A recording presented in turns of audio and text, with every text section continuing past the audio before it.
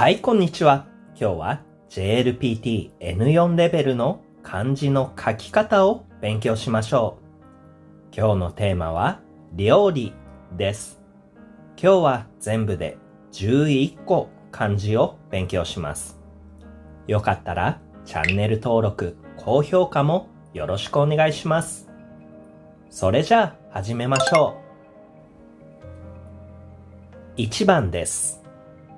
1、2、3、4、5、6、7、8、9、10。英語の意味は materials, feed。読み方は量。読み方の例は料金、飼料、食料、給料、無料。2番です。1、2、3、4、5、6、7、8、9、10、11。英語の意味は reason, logic。読み方は理、料理、理由、管理、物理。3番です。1、2、3、4、5、6、7、8、9、10、11、12。英語の意味は meal, cooked rice。読み方は飯、飯。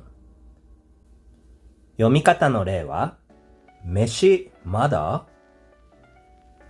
もう昼ご飯を食べましたか？夕飯、炊飯器。4番です。1、2、3、4、5、6、7。英語の意味は wheat。読み方は麦、麦。読み方の例は麦茶、小麦粉、麦わら帽子。5番です。1、2、3、4、5、6、7、8。英語の意味は oil。読み方は油、湯。読み方の例は油がなくなりました。ごま油、醤油、石油。6番です。1、2、3、4、5、6、7、8、9、10。英語の意味は alcohol、酒。読み方は酒、酒、酒。読み方の例は居酒屋、酒屋。お酒が飲めるようになりました。日本酒、梅酒、飲酒運転。スペシャルな読み方です。おみき。7番です。1、2、3、4、5、6、7、8。英語の意味は taste、flavor。読み方は味、味わう、み。読み方の例は濃い味が好きです。いちご味のソフトクリーム、味見。ぜひ日本の料理を味わってみてください。意味、調味料。8番です。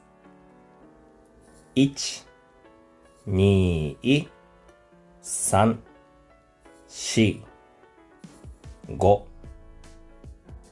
英語の意味は plate、dish。読み方は皿。読み方の例は皿洗い、小皿、お皿、取り皿、灰皿。9番です。1、2、3、4、5、6。英語の意味は meat、flesh。読み方は肉。読み方の例は牛肉、豚肉、焼肉。10番です。1、2、3、4、5、6、7、8、9、10、11。英語の意味は vegetable。読み方はな、さい。読み方の例は菜の花、野菜、白菜。11番です。1、2、3、4、5、6。英語の意味は rice。読み方は米、米、米。読み方の例は最近米が高くなりました。米穀、白米、玄米。